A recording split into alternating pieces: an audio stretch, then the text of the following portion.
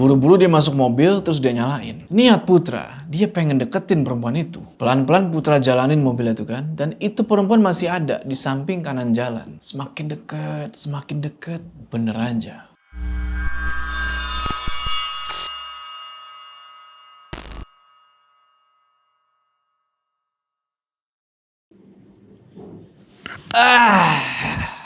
Assalamualaikum teman-teman, balik lagi sama gue Chu. Apa kabar kalian semua? Semoga kalian semua menonton video ini diberikan kesehatan, lancar, segala selalu dimudahkan urusan dan selalu dilindungi segala mara bahaya di dunia ini. Oke, gila ya, nggak terasa kita udah masuk ke part 5 nih. Part 5 dari cerita Pabrik Tahu Keluarga yang ditulis sama Queer Typing atau Mas Teguh. Jadi kalau di part 4 kemarin kita udah mulai agak sedikit dapat pencerahan nih, atau enggak, tentang siapa sih sosok perempuan yang tiba-tiba nih setelah 4 tahun, 5 tahun tuh adem ayem, nggak ada gangguan apa-apa, kok tahu-tahu muncul lagi nih sosok perempuan. Dan masih belum terjawab nih, apakah ini Ningsih atau siapa gitu kan. Dan juga Putra dapat berita dari Mang Toha kalau di pasar ada saingan baru, penjual tahu juga, namanya Pak Jasa. Nah, nggak tahu kenapa Pak Jasa ini dagangan tahunya itu tiba-tiba mendadak laris gitu. Apakah ada hubungannya perempuan misterius ini dengan Pak Jasa? Apakah Pak Jasa mengirim secara gaib perempuan ini atau gimana? Kita bakal cari tahu kebenarannya di part ini. Udah, kita nggak usah lama lagi. Udah siap? Mode horor aktif.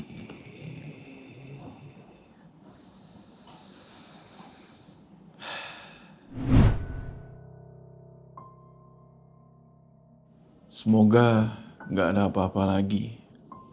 Semoga.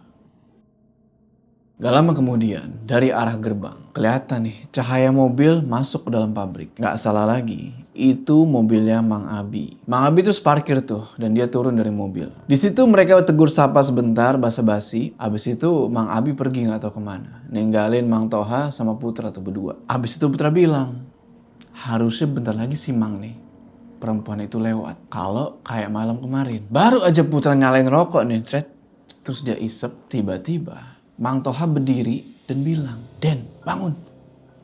Itu bukan. Putra yang kaget langsung berdiri dong. Dan dia ngelihat ke arah yang ditunjuk sama Mang Toha. Dan bener, itu perempuan yang sama kayak kemarin. Jalannya persis banget sama sosok yang Putra lihat semalam. Pakaiannya juga sama.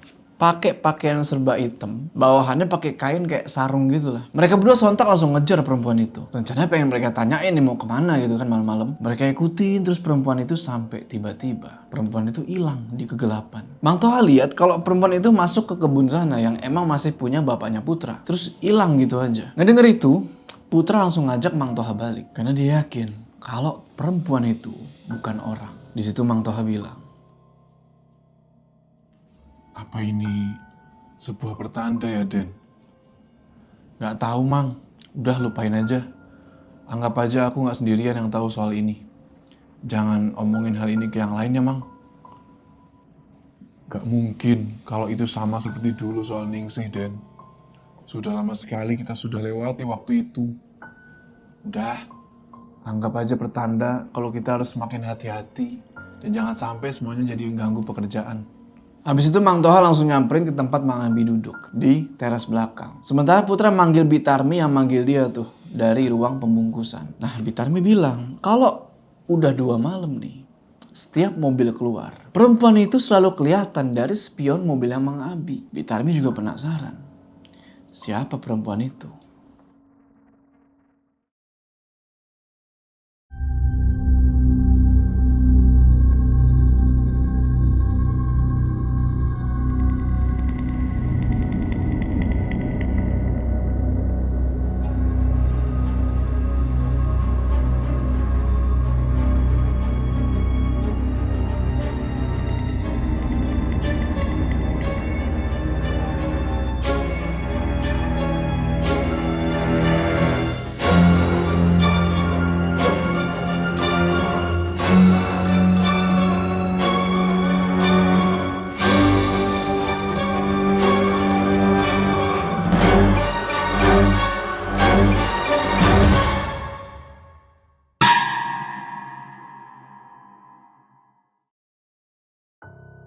Di situ Putra tiba-tiba merinding.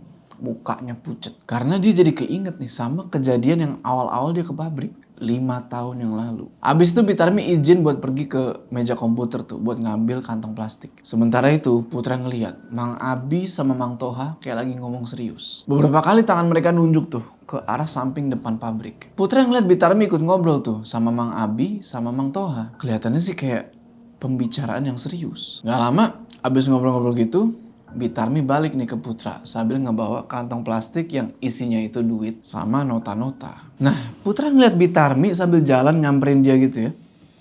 Bitarmi ini kayak sambil geleng-geleng gitu loh. Gak tahu kenapa. Nah, begitu sampai Putra nanya tuh, tadi ngobrolin apa Bi? Bitarmi di situ jawab kalau tadi cuma ngobrolin soal tahunya Pak Jasa dan gak penting juga katanya. Tapi dalam hati Putra tahu nih, buat pertama kalinya Putra nggak percaya sama apa yang dibilang Bitarmi. Kayaknya bukan itu yang mereka obrolin.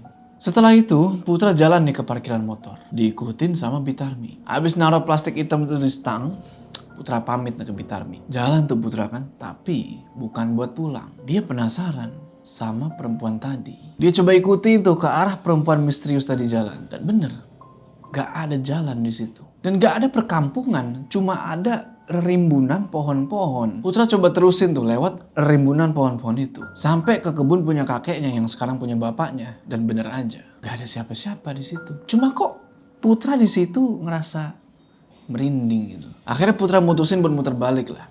Dan pas dia lewat depan pabrik lagi, dia ngeliat Bitarmi masih di posisi yang sama. Masih di parkiran motor dan beliau pasti ngeliat kalau Putra nggak belok ke arah rumah. Dalam hati Putra bilang, ya palingan Bitarmi juga ngerti lah maksudku apa. Sampai di halaman rumah, kelihatan nih pintu gerbang masih kebuka. Ya kebuka selebar motor bisa masuk lah. Tumben. Sementara Putra ngeliat motor Mang Ujang masih terparkir tuh di tempat biasa. Abis parkir motor, Putra jalan nih ke teras samping yang emang biasa dipakai sama Pak Jaya sama Mang Ujang buat ngerokok ngopi sambil santai. Tapi pas Putra sampai di teras samping itu, nggak ada siapa-siapa. Ya udahlah kan, Putra duduk di situ sambil ngerokok dan nggak lama, tiba-tiba dari halaman belakang muncul nih Pak Jaya sama Mang Ujang. Habis ngapain gitu kan? Ekspresi mereka berdua kaget. Ngeliat Putra tahu-tahu udah duduk di teras samping itu. Pak Jaya terus nanya kan, kapan pulang Putra? Mulai curiga lah si Putra nih. Masa iya suara motor trail Putra yang berisik itu mereka nggak denger?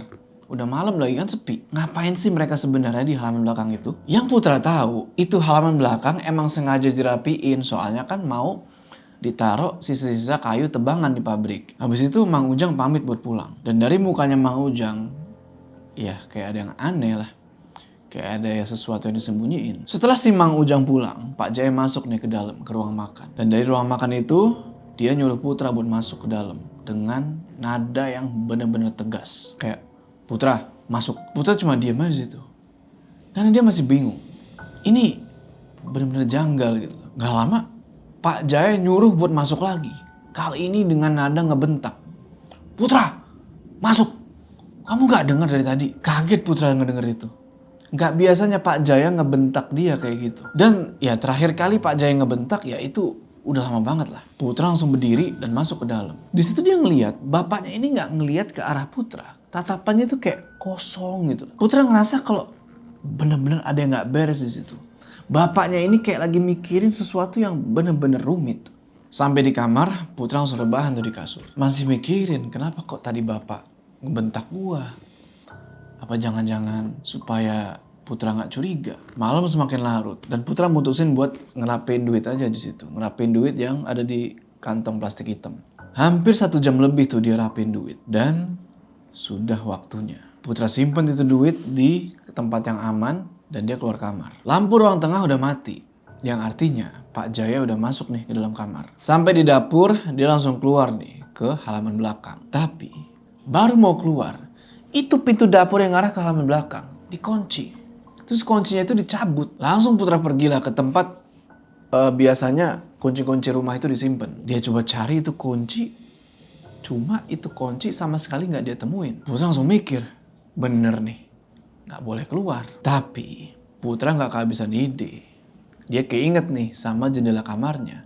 Mungkin bisa keluar lewat situ. Ya udah, langsung Putra balik ke kamar, dia tutup itu pintu, dia kunci, ceklek, buat jaga-jaga. Takutnya tiba-tiba Pak Jaya masuk. Putra nyalain rokok dulu tuh kan, biar santai, biar rileks.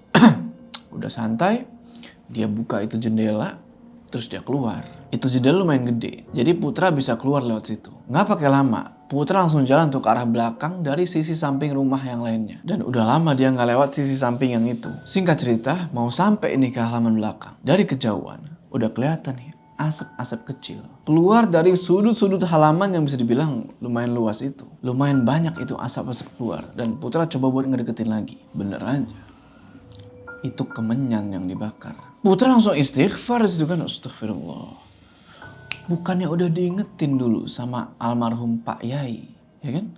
Kalau nggak usah lah kayak gini-gini lagi. Tapi kenapa kok malah dilakuin lagi? Putra biarin kemenyan-kemenyan itu. Nggak dia buang, nggak dia apain. Sambil nggak habis pikir, dia jalan balik ke kamar. Karena dia ngerasa nggak bisa lama-lama ada di kondisi di luar kamar kayak gitu. Takut Pak Jaya belum tidur dan ngecek dalam kamar. Masuk lagi ke kamar lewat jendela itu. Dan kaki udah tanah semua tuh, karena kan nyeker. Habis ngebersihin kaki pakai tisu sama lap, Putra buka lagi tuh pintu kamar dan dia langsung lanjut tuh ngeberesin kertas-kertas yang tergeletak di lantai. Supaya orang rumah nggak curiga nih kalau besok pagi mereka masuk ke dalam kamar. Habis itu dia tidur. Paginya Putra kebangun karena beberapa kali ditelepon nih sama Mang Toha sama Pak Karto yang ngabarin bahwa renovasi bakal dimulai hari itu juga. Waktu itu udah jam 8. Singkat cerita, selesai mandi dan siap-siap ke pabrik, Putra ngeliat nih kalau Bi Imah udah ada di dapur. Di situ Putra nanya, "Bibi, kapan datang?" Subuh, Den. Dijemput sama ibu. Sama bapak juga. Oh, orang rumah pada kemana, Bi? Gak tahu, Den. Tadi saja Pak Karto kesini sebelum ke pabrik. Bibi bilang ya lagi pada keluar. Siapa aja yang keluar? Mang Ujang ikut. Mang Ujang datang, parkir motor. Gak lama ibu dan bapak pergi, Den. Iya, Mang Ujang ikut. Susah difahami. Ada apa, Den, emangnya? Sambil sarapan, Putra jelasin lah tuh. Kejadian semalam yang dia nemuin banyak banget kemenyan di halaman belakang. Bi Imah ngedengerin, tapi mukanya itu kayak yang kelihatan heran dan nggak percaya. Dan ternyata Bi Imah di situ baru ngaku kalau dia ini disuruh buru-buru pulang kampung sama Pak Jaya. Harusnya rencana Bi Imah pulang kampung itu nanti setelah Rizka sama Rini datang, tapi ini tuh kayak dadakan. Putra langsung paham di situ kalau kepulangannya Bi Imah adalah salah satu cara supaya rencananya Pak Jaya, Bu Dwi, sama Mang Ujang berjalan lancar. Bi Imah bilang, Harus hati-hati, Den. Mulai saat ini, mungkin Bapak dan Mang Ujang adalah dua orang yang sama seperti 4 tahun ke belakang. sebenarnya Putra pengen lanjut nyeritain nih tentang beberapa kejadian yang akhir-akhir ini terjadi di pabrik. Tapi ada pertanyaan yang lebih penting nih yang perlu ditanyain. Gimana soal keluarga Ningsih? Bi Imah di situ bilang sulit. Keluarga yang kemungkinan tersisa atau masih ada kaitannya dengan keluarganya Ningsih itu tinggalnya di selatan kampungnya Bi Imah. Jadi kampungnya Bi Imah ini bisa dibilang lumayan luas ya. Dan ya kemungkinan sisa keluarganya Ningsih itu ada di bagian selatan. Ya udah kan, karena hari semakin siang, Putra pamit nih buat pergi ke pabrik. Dan di situ dia pesan nih ke Bi Imah buat cerita kalau ada apa-apa. Kalau ngelihat gelagat aneh dari Pak Jaya sama Mang Ujang. Sebelum Putra jalan, Bi Imah bilang, Pantes, pas di mobil tadi subuh, Bapak bilang, Den, Bibi baru inget. Bilang apa gitu, Bi? Tumben, semalam kamar Aden dikunci. Terus ibu yang jawab, mungkin lagi ngitung uang. kaget lagi Putra ngedenger itu. Bener feeling dia kan? Kalau Pak Jaya pasti bakal ngecek ke dalam kamar. Untung pintunya dikunci. Coba kalau enggak. Habis obrolan itu, Putra langsung tancap gas lah tuh ke pabrik. Dari kejauhan, udah mau sampai pabrik nih, kelihatan para pekerjanya Pak Karto udah sibuk sama kerjaannya masing-masing. Kelihatan juga Mang Toha lagi berdiri di deketnya Pak Karto. Putra parkir di tempat biasa. Nah, Mang Toha yang ngelihat Putra datang, langsung nyamperin tuh. Mang Toha bilang kalau dia mesti beli cemilan sama kopi ini buat para pekerjanya Pak Karto. Ya udah kan, beli aja. Putra pinjemin tuh motornya buat Mang Toha beli cemilan dan sebagainya lah. Habis itu Putra nyamperin Pak Karto dan ngomongin nih tentang renovasi buat hari itu. Sepanjang hari setelah Mang Toha balik abis beli cemilan, Putra cuma ngobrol panjang lebar soal renovasi sama Pak Karto. Pekerja Pak Karto itu adalah kurang lebih 8 orang dan mereka kelihatan semuanya itu profesional. Setelah dirasa cukup paham nih sama sistem kerja yang direncanain sama Pak Karto, Putra langsung pergi ke ruang penyimpanan bahan-bahan buat ngecek. Ya sepertinya Putra mesti minta lagi nih ke Haji Roy buat ngirim bahan-bahan. Soalnya sudah mulai menipis. Habis dari ruang penyimpanan, Putra jalan nih ke ruang pembungkusan. Dan disitu dia ngeliat ada beberapa bungkus tahu yang numpuk. Artinya ada yang nyisa nih, nggak laku semua. Putra panggil lah tuh Mang Toha. Mang, sini. Nah iya Den, baru pertama kalinya. Pagi tadi Mang Abi pulang ke pabrik ngebawa sisa yang gak kejual di pasar kota. Apa kita kurangin dulu ke pasar kota? Jangan, udah gak apa-apa. Ini pasti bersaing sama Pak Jasa ya.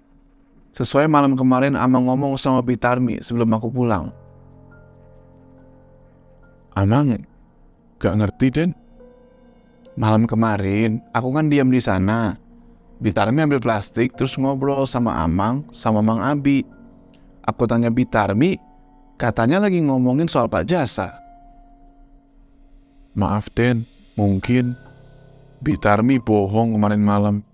Biar gak jadi pikiran Aden aja. Jadi ternyata Mang Toha cerita nih, kalau malam itu ternyata Mang Abi ngelihat juga sosok perempuan hitam itu. Sebelum sampai ke pabrik, Mang Abi ngelihat sosok itu dan ngelewatin. Tapi pas dia lihat ke spion, sosok itu udah nggak ada. Mang Abi yakin kalau itu bukan orang. Makanya langsung dia obrolin tuh ke Bitarmi sama Mang Toha. Ya udah, habis obrolan itu dan habis nerima beberapa instruksi dari Putra, Mang Toha lanjut kerja lagi. Dari halaman belakang kedengeran tuh suara mesin pemotong kayu dan dari samping depan pabrik suara para pekerja bangunan. Putra agak seneng lah di situ kan karena semua bisa dibilang sesuai rencana dia. Tapi di sisi lain, ya ada yang ngeganjel.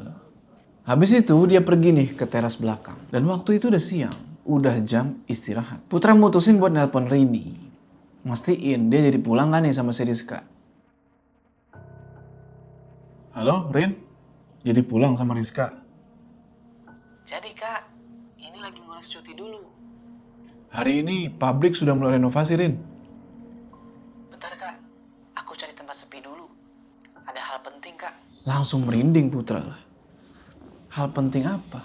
Kok perasaan gak enak gitu. Jadi Rini cerita, kalau 2 hari ke belakang ini dia mimpi. Nah mimpinya itu di pabrik. Di mimpinya itu Rini ngeliat ada perempuan menggantung diri di pohon. Nah di situ Rini ngeliat berdua sama Bi Imah. Belum selesai. Rini ngejelasin lagi tentang perawakan perempuan itu. Jadi perempuan itu pakai pakaian serba hitam, rambutnya panjang banget. Dan di situ Rini nanya, apa bener di samping pabrik masih ada satu pohon? Belum sempat ngejawab pertanyaan itu karena suara mesin pemotong kayu yang makin berisik. Putra terpaksa tutup telepon itu. Sebenarnya bukan karena mesin berisik Putra tutup telepon, tapi lebih ke Putra ini kaget. Kok bisa mimpinya Rini kayak gitu? Perempuan hitam dan pohon yang satu itu. Dari teras belakang Putra merhatiin tuh orang-orang lagi pada kerja. Di situ dia tiba-tiba neriakin nih, satu orang pekerja yang lagi ngerapin kayu. Mang, sini. Maaf Den, gimana? Kalau sudah beres semua kayu-kayu di belakang, aku minta tebang pohon yang sana ya. Gimana pun caranya. Pas Putra suruh gitu, si penebang pohon ini cuma geleng-geleng dan kayak yang kaget. Pekerja itu bilang lagi, Anu Den, urusan itu memang tidak bisa dipastikan. Abah saja yang sudah puluhan tahun nebang kayu sana sini, kapok tebang pohon yang sana itu.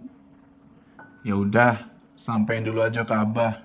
Besok suruh ke sini. habis itu Putra jalan nih ke parkiran motor dan langsung jalan pulang. Kepala dia tuh pusing gitu sama hal-hal yang gak masuk akal ini. Sampai di rumah, Putra langsung ditawarin obat nih sama Bi Imah. Soalnya Bi Imah ngeliat Putra ini kayak yang pusing banget. Putra cuma ngangguk aja dan langsung jalan ke halaman belakang. Buat mastiin, apakah wadah-wadah kemenyan itu masih ada atau enggak. Sampai di halaman belakang, lah masih ada. Putra ambil satu wadah kemenyan itu, terus dia bawa ke dapur. Bi Imah kaget dong ngelihat Putra bawa begituan kan. Tapi Putra sengaja.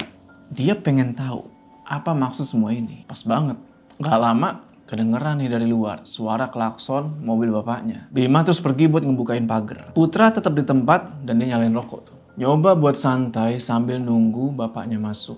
Gak lama masuk nih Pak Jaya sama Bu Dwi. Dan mereka berdua langsung kaget ngelihat udah ada wadah kemenyan di atas meja makan. Sementara Bi Imah sama Mang Ujang nunggu tuh di teras belakang. Pak Jaya bilang, Kenapa kamu ambil dan simpan di situ? lah harusnya Putra yang tanya, kenapa semalam bapak bakar beginian lagi? Segala bentak aku juga semalam. Kan, pelan-pelan kalau bicara sama bapak. Gak sopan itu namanya. Lagian udah dewasa kamu ini. Bapak semalam tidak memperlakukan aku secara dewasa, Bu. Wajar aku ngomong kayak gini. Seharusnya kalian paham. Susah. Anak kamu ini tidak akan paham, Bu. Habis itu Pak Jaya manggil Mang Ujang buat masuk ke dalam dapur. Mang Ujang cuma nunduk aja tuh kan. Nggak berani ngangkat palanya. Di situ Budi ngejelasin kalau apa yang Pak Jaya lakuin adalah supaya rumah itu aman. Tapi Putra nggak peduli. Dia nggak suka kalau keluarganya ngelakuin ritual-ritual kayak gitu lagi. Abis itu Bi Imah melerai itu dan minta Putra buat masuk ke dalam kamar. Ya karena Putra juga lagi bener-bener sakit kepala, dia turutin tuh kata-kata Bi Imah. Sampai di kamar dia langsung rebahan. Badan udah lemes, kepala mau pecah. Bi Imah cuma nyimpen air minum tuh di atas meja. Abis itu beliau keluar lagi, tutup pintu.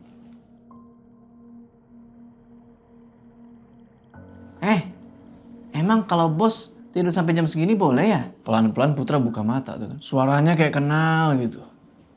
Ternyata itu Rini. Putra benar-benar lemes di situ. Pandangan agak kabur kan. Ternyata dia demam. Waktu itu udah jam 10 malam. Rini nggak datang sendirian. Dia sama temennya, si Rizka. Putra coba buat bangun tuh kan. Tapi dia nggak kuat. Dia juga nggak ngerti gitu loh. Kenapa tiba-tiba bisa begitu? Rini terus bilang kalau nanti ada Pak Mantri nih, atau apa tuh, Pak Mantri kayak ibarat dokter lah gitu ya, datang buat meriksa. Dan bener aja, gak pakai lama Pak Mantrinya udah datang tuh, udah ada di depan rumah. Setelah diperiksa sama si Mantri itu, Putra dibilang cuma kecapean aja, sama banyak pikiran, disaranin buat istirahat yang cukup. Di situ Putra ngerasa kalau bagian belakang kepalanya ini kayak berdenyut-denyut gitu. Dan Pak Mantri itu cuma bilang, gak apa-apa, ntar minum obat juga hilang. Gak lama setelah beberapa obat disimpan di dalam kamar, Bi Imah sama Bu Dwi nganterin Pak Mantri itu keluar. Sementara Rini langsung ngebukain obat satu persatu, ditemenin sama Rizka. Gak lama Bi Imah datang ngebawa makanan supaya si Putra bisa minum obat. Langsung aja Putra disuapin tuh sama Bi Imah karena lemes banget ya, si Putra belum bisa makan sendiri. Putra terus nanya, Bi, pabrik gimana?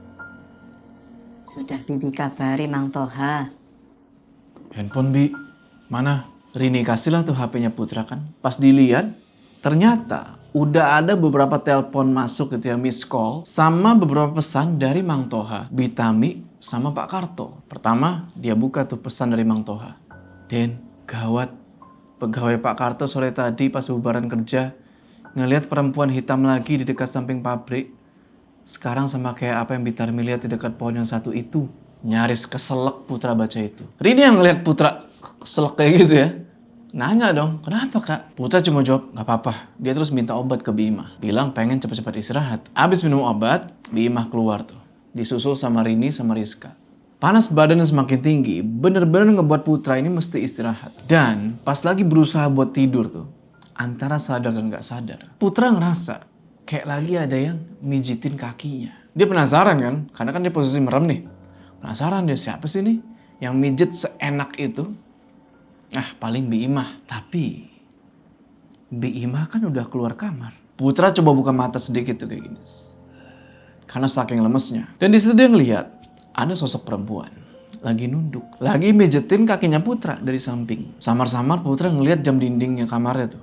Ternyata udah jam 2 lewat. Lalu Putra coba nih manggil sosok perempuan yang lagi mijitin kakinya itu. Pandangan masih samar-samar nih. Putra bilang,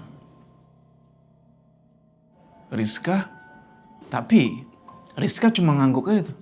Gak ngomong apa-apa. Cuma ada keanehan yang Putra lihat di situ. Kapan Rizka ganti baju jadi warna hitam? Putra bilang lagi sambil lemes gitu kan. Riz, udah kasihan kamu. Mending balik ke kamar ini sana istirahat. Lagi-lagi Rizka ini cuma ngangguk dan gak jawab apa-apa. Rambut yang panjang nutupin muka tuh. Sebenarnya Putra gak bisa lihat jelas ini Rizka apa bukan. Tapi dari penampilannya sih kayak Rizka. Rizka masih terus mijet tuh. Yang tadinya kaki kanan, pindah ke kaki kiri. Karena nggak kuat buka mata lama-lama. Putra merem lagi tuh. Dia bodo amat lah. Putra terus bilang lagi. Riz, kalau udah ngantuk tidur aja. Aku udah nggak kuat. Mau tidur lagi ya. Rizka lagi-lagi nggak ngejawab. Dan kali ini, pijetannya itu makin kenceng daripada sebelumnya. Dan Putra ngerasa tiba-tiba kakinya itu dingin banget. Padahal AC di kamar itu mati. Putra jujur aja lebih suka pakai kipas angin. Gak lama kemudian, Rizka tiba-tiba bilang, Bawa tidur saja, Putra Dwika Wijaya. sejak kapan suaranya Rizka jadi kayak gitu? Dan dari mana dia tahu nama lengkapnya Putra? Setelah itu Putra nggak tahu apa-apa lagi dan dia udah terlelap. Putra kebangun gara-gara dibangunin Bi Imah tuh paginya. Dia ngelihat Bi Imah lagi nyapu kamar tuh. Dan tumben banget, itu pertama kalinya Bi Imah ngebersihin kamarnya Putra duluan. Dan tangan kirinya kayak lagi nyembuhin sesuatu. Jadi kayak gini ya, dia nyapu gini nih. Pas bangun dari kasur gitu ya, Putra kaget bukan main. Itu di lantai udah banyak rambut berserakan. Rambut-rambut panjang. Putra nanya dong ke Bi Imah. Bi, rambut siapa itu? Kok banyak banget? Tadinya Bibi gak mau kasih tahu Aden. Bibi juga kaget pas masuk mau lihat Aden. Kok udah banyak rambut di lantai? Nih lihat. Ternyata tangan kirinya Bi Imah tadi itu udah megang gumpalan rambut yang banyak banget. Sontak Putra keinget nih sama kejadian semalam yang Rizka mijitin kakinya. Putra terus nenangin Bi Imah. Dia bilang mungkin itu rambutnya Rizka semalam. Karena semalam dia mijitin kakinya lumayan lama. Gak lama Rini masuk kamar nih, ngajakin Putra buat pergi ke kota. Kelihatan Rini di situ belum mandi sama sekali. Rambutnya masih diikat, masih pakai baju tidur. Anehnya, Bi Imah tiba-tiba langsung nyapu buru-buru. Dan Rini langsung duduk di kasur tuh. Dia gak merhatiin rambut-rambut yang berserakan di lantai. Ya udah, sana mandi. Rin, kirain kemana? Sorry ya, aku tidurnya kebo banget. Semalam gak bangun-bangun. Iya, tumben kamu kebo, Riz. Tapi wajar, kan kamu udah nyetir jauh. Putra cuma bengong aja ngedenger percakapan itu. Rizka tidur semalaman. Terus yang semalam mijet itu siapa? Tapi iya sih, kalau dilihat-lihat, Rizka yang ada di depannya saat itu jauh berbeda sama Rizka yang lagi mijetin kaki semalam. Rizka pakai baju putih dan rambutnya itu nggak sepanjang kayak sosok perempuan yang semalam. Semalam bukan Rizka. Singkat cerita, abis itu Putra pergi mandi karena dia udah ditungguin nih sama Rizka sama Rini. Sebelum pergi ke kota, Putra bilang ke Bi Imah sambil bisik-bisik. Bi, soal kejadian tadi di kamar, rambut itu jangan ada yang tahu ya. Iya, Den. Memang ada kejadian apa semalam? Kayaknya Aden ngeliat kening Rizka pas di kamar. Kayak ada yang beda. Udah nanti aja. Lihat, Rini sama Rizka kesini. Sebelum masuk mobil, Putra sempetin tuh buat ngebales pesan-pesan dari Mang Toha, Bitarmi sama Pak Karto. Sepanjang perjalanan menuju ke kota, Rini duduk di depan tuh sampingnya Putra, Rizka duduk di belakang. Dan itu Rini berisik banget bercanda-bercanda mulu. Mungkin karena dia udah lama banget nih nggak jalan sama si Putra. Singkat cerita, setelah sampai di kota nih, lumayan jauh lah, makan waktu 1 jam lebih. Ternyata itu cuma nganterin Rini doang buat beli kebutuhan-kebutuhan dia lah tuh. Sementara Rizka itu cuma pengen jalan-jalan aja. Pindah dari satu toko ke toko yang lain. Sampai akhirnya tiba di satu toko nih. Rini bilang buat tunggu di dalam mobil aja sama Rizka. Nah, berdua doang di mobil nih. Rizka nanya, pertanyaan yang menurut gua bikin merinding. Semalam emang ada yang tidur di rumah lagi ya? Terus kenapa pagi-pagi di kamar? Kak Putra ngeliat aku kayak beda banget. Lah, emangnya kenapa Riz? Karena aku tidur semalam. Aku dengar suara perempuan ketawa terbahak-bahak di ruang tengah. Kayak lagi bercandaan, Kak. Tadinya mau bangun ngecek, tapi nggak jadi karena aku capek banget.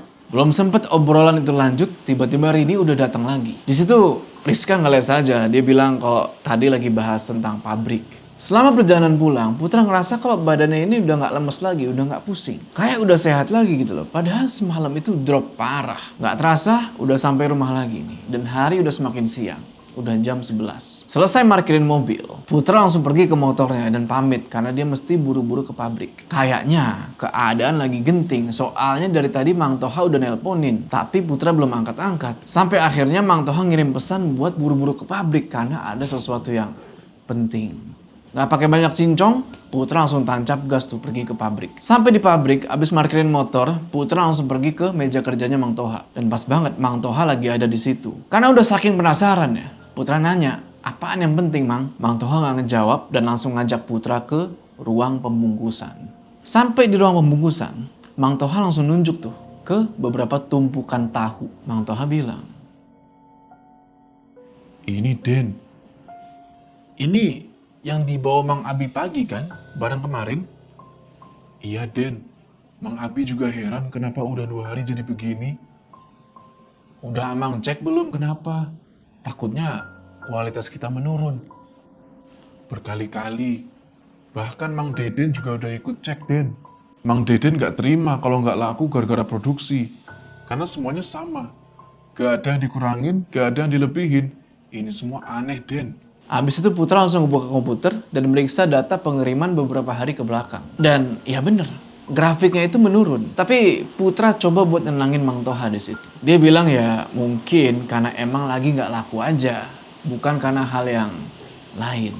Habis itu Mang Toha cerita kalau si Abah, ya orang yang udah biasa tebang pohon sana sini. Nah dia ini nggak sanggup buat nebang pohon yang satu itu. Terus Putra jadi kepikiran nih, dia sakit apa gara-gara dia kepengen banget buat nebang pohon itu. Soalnya kan kemarin sempet nitip pesan nih ke si mamang-mamang pekerja itu buat bilangin ke Abah soal penebangan yang Putra kekeh banget pengen lakuin. Habis itu Putra pamit pulang tuh ke Mang Toha karena si Rizka lagi mau pasang aplikasi di laptop rumah. Nanti sore atau malam Putra balik lagi ke pabrik. Sampai di parkiran motor, Putra sempet mikir sebentar di situ. Sambil nyalain rokok tuh santai kan.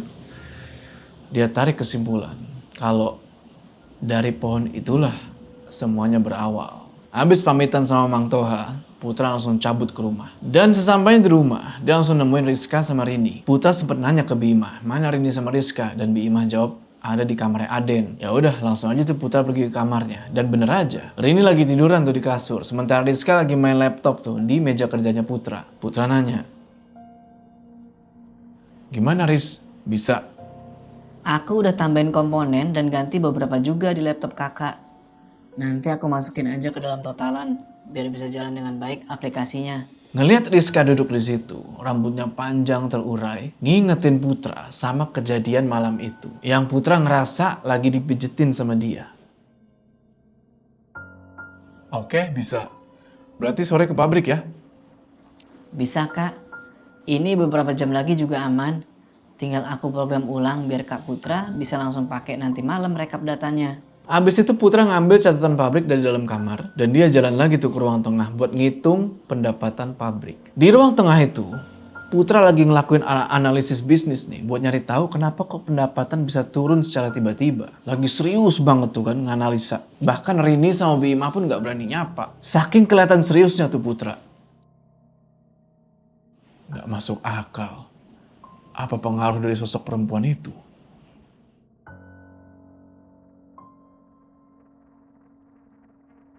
Pindah tidurnya, jangan begitu. Rizka udah pindah ke kamarku. Sana, pindah ke kamar. Lah, Rin. Jam berapa ini? Jam 5 lebih. Kata Rizka, habis isya aja ke pabrik. Lagian gak bakal lama. Aku ikut juga ya. Udah lama gak lihat pabrik. Ternyata Putra ketiduran di ruang tengah itu. Abis bangun, buru-buru tuh dia nyari HP-nya dan alhamdulillah nggak ada pesan yang gawat lagi. Paling pesan dari Mang Toha yang cuma ngasih kabar kayak biasa. Masuk ke kamar, Putra ngeliat Bima lagi nyapu. Semua udah rapi kayak semestinya. Tapi pas Putra lihat ke lantai, itu udah banyak lagi rambut. Kalaupun rambut Rizka atau Rini yang rontok, Masa iya rontok sebanyak itu? Itu gumpalan-gumpalan rambut jauh lebih banyak daripada tadi pagi. Putra nanya tuh ke Bima. Ini rambut manusia kan, Bi? Iya, Den. Tapi sepertinya rambutnya tidak terlalu tua. Ini ya rambut paling lebih tua 10 tahun dari usia Neng Rini sekarang. Buang aja, Bi. Jangan sampai ada orang rumah yang tahu. Selesai mandi, Bu Dwi, Pak Jaya, Rini sama Rizka udah nunggu tuh di ruang tamu. Siap-siap buat makan malam. Gak berasa emang perpindahan dari sore ke malam tuh cepet banget. Singkat cerita, mereka makan malam tuh.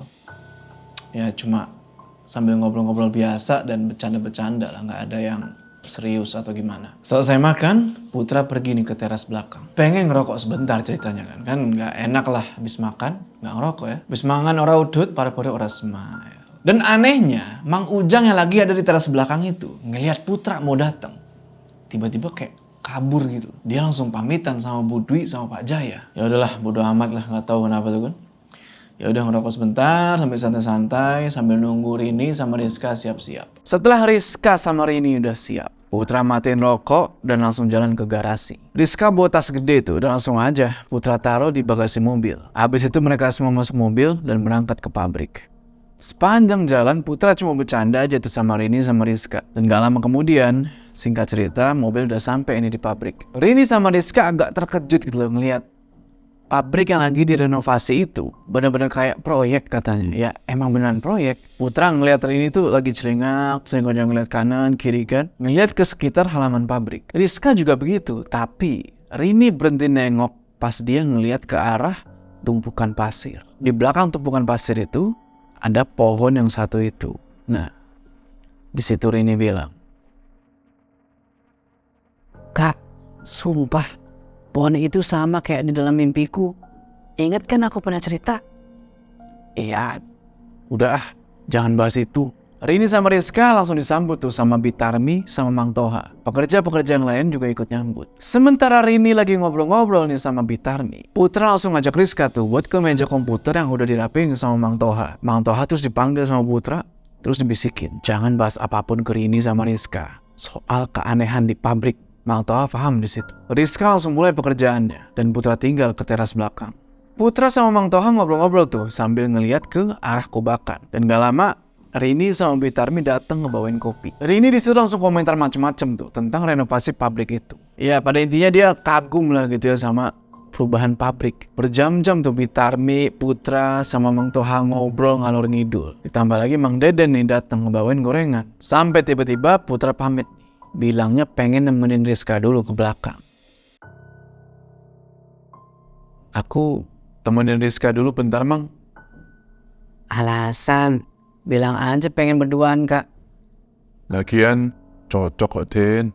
Karena candaan itu ya, bisa dibilang Putra agak berkurang sedikit rasa cemasnya. Sedikit doang. Sampai di tempat Rizka kerja, Putra nanya, lancar gak Riz? Lancar. Cuma Rizka ngerasa aneh.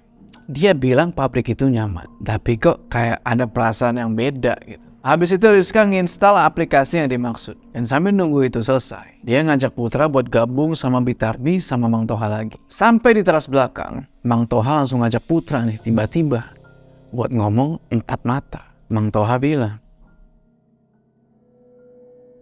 Mungkin aja ini, Den. Sebatas kemungkinan. Maksudnya mah, Pak Jasa patut kita curigai. Amang udah nyuruh orang buat nyari tahu lebih tentang Pak Jasa. Takutnya ini sebatas saingan bisnis, bukan ningsih. Kabarin aku kalau ada yang mencurigakan. Jangan sampai ketahuan. Malu nantinya. Bisa jadi bisnisnya Pak Jasa bisnis biasa aja, Mang. Putra ngeliat Rini, Rizka sama Bitarmi ngobrol tuh serius banget. Tapi sesekali mereka juga bercanda. Gak lama kemudian Rini bilang kalau dia pamit mau pulang. Soalnya kata Rizka masih lama di situ. Ya udah, Mang Toha anterin tuh si Rini pulang ke rumah. Putra sama Rizka terus ngobrol-ngobrol tuh. Cuma anehnya, si Rizka ini terus ngeliat ke arah kobakan. Pandangannya aneh itu, kayak ngeliat sesuatu. Pas Putra ngeliat ke arah yang sama, nggak ada apa-apa. Cuma ada lampu putih doang. Di situ tiba-tiba Rizka kayak yang lagi bengong ini kan. kayak tersentak gitu loh. Dan dia bilang kalau dia mau ngecek komputernya dulu. Bener-bener aneh. Gak lama kemudian Bitarmi datang dan bilang kalau Rini udah sampai rumah. Sesekali Putra ngeliat ke Rizka yang lagi ada di depan meja komputer. Dan bener aja, Putra ngeliat Rizka ini berkali-kali ngeliat ke tempat penyimpanan kayu. Ingat gak? Yang dulu Putra pernah ngeliat sosok hitam tinggi. Hampir 1 jam lebih tuh Putra ngobrol soal renovasi pabrik sama Bitarmi sama Mang Toha. Dan kelihatan Rizka juga udah selesai tuh sama urusan komputer dia. Dan lagi ngeberesin barang-barangnya. Waktu itu udah jam 10 malam lebih. Putra tanya ke Rizka gimana soal urusan komputer itu. Dan Rizka bilang semuanya aman. Tinggal besok pagi dicoba nginput data. Bitarmi terus nyamperin dan ngebawain tasnya Rizka. Terus beliau nganterin Rizka sama Putra ke mobil. Singkat cerita, Rizka masuk mobil. Barang-barang ditaruh di bagasi. Nah, pas Putra mau masuk mobil gini kan, di depan sana, Putra ngeliat sosok perempuan baju hitam itu lagi di dekat gerbang pabrik. Buru-buru dia masuk mobil, terus dia nyalain. Niat Putra, dia pengen deketin perempuan itu. Pelan-pelan Putra jalanin mobil itu kan, dan itu perempuan masih ada di samping kanan jalan. Semakin dekat, bener aja. Kelihatan dari cahaya mobil, itu perempuan baju hitam yang Putra biasa lihat. Itu perempuan cuma nunduk aja gini kan, dan rambutnya itu bener-bener panjang nutupin muka. Putra lihat bener-bener jelas karena itu cewek tepat di samping kaca mobil. Dan yang nggak disangka-sangka, Rizka juga lihat. Rizka nanya,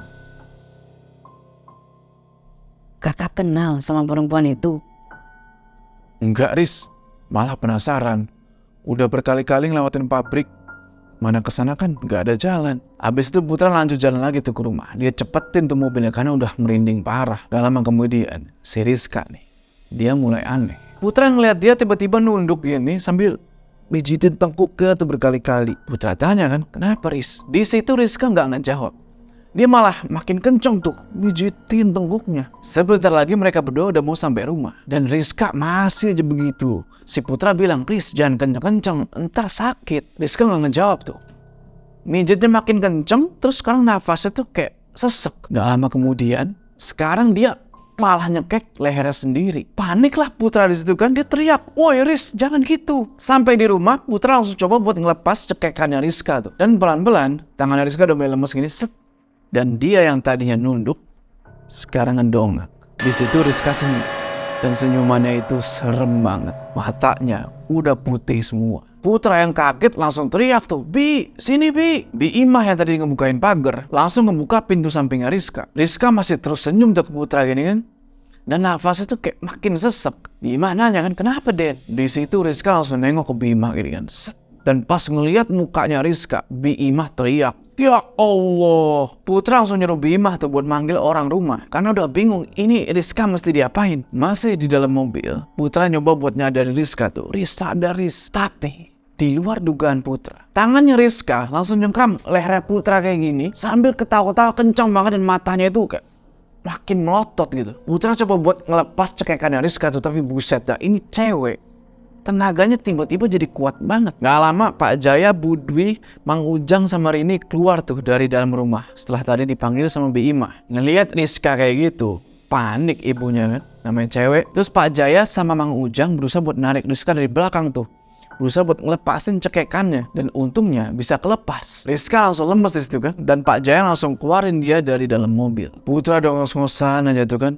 Dia pikir tadi dia hampir mati. Habis itu Pak Jaya, Budwi, Rini, Bi Imah sama Mang Ujang langsung ngebawa Rizka tuh masuk ke dalam rumah. Setelah nutup semua pintu dan ngeluarin barang-barang Rizka dari dalam mobil, Putra langsung buru-buru masuk ke dalam rumah. Dan Rizka udah terbaring tuh di ruang tengah, gak sadarin diri. Pak Jaya nanya, ini awalnya gimana kok bisa kejadian sampai kayak gini? Putra cuma gede-gede kepala aja ya.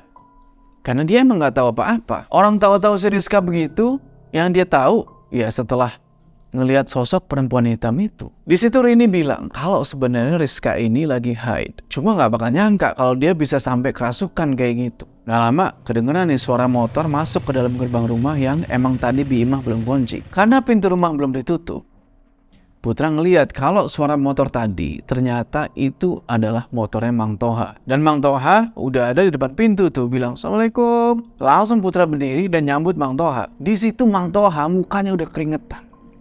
Yang panik. Itu gak biasanya Putra lihat. Putra nanya, kenapa Mang? Itu Den, di pabrik. Kenapa pabrik? Tahu yang sudah dibungkus busuk, malah banyak belatung Den.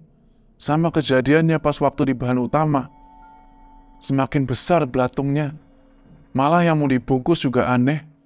Jadi lembek dan ngeluarin bau busuk. Setelah ngedengerin penjelasannya Mang Toha, nggak tahu kenapa kupingnya Putra tiba-tiba sakit. Sampai dia usap itu kuping berkali-kali dan badan tiba-tiba panas. Mang Toha nanya dong, Den, kenapa? Baru Putra mau jawab pertanyaan itu. Tiba-tiba, dari dalam rumah kedengeran suara teriak. Putra!